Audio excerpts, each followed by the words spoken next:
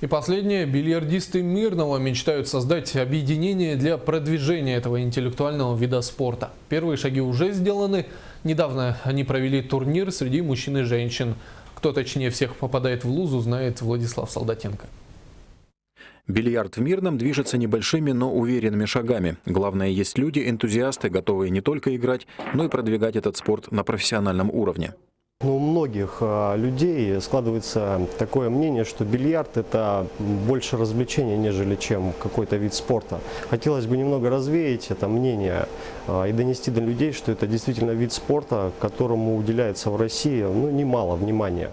С таким серьезным подходом молодые люди объединились в общество любителей бильярда и провели недавно открытый чемпионат города Мирного, вначале среди девушек. Соревноваться в мастерстве вызвалось 5 спортсменок. Лучшей бильярдисткой по итогам сыгранных партий оказалась Ксения Якуба. Второе место завоевала Мария Авдеева. Игры проходили в клубе «Русская пирамида», которым руководит Юлия Зайцева.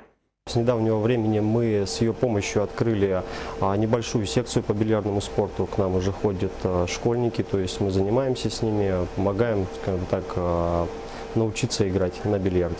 За призовые места боролись 17 любителей бильярда. Игра шла по классической схеме на выбывание. Человек, проиграв 2 встречи, он вылетает из турнира. Все остальные продолжают борьбу. В итоге 3 призовых места заняли Андрей Шалаев, Андрей Холод и Аванес Манкунян. Также поощрительные призы от спонсоров за наибольшую серию из 9 шаров получили Андрей Холод, Александр Сидоренко и Давид Брайфогель. Многие впервые участвовали в таких соревнованиях. Ну а в ближайших планах общества провести в конце мая, начале июня районный турнир по бильярду, заручившись максимальной поддержкой. Желающие принять участие в этих состязаниях могут уже сейчас обращаться в клуб «Русская пирамида».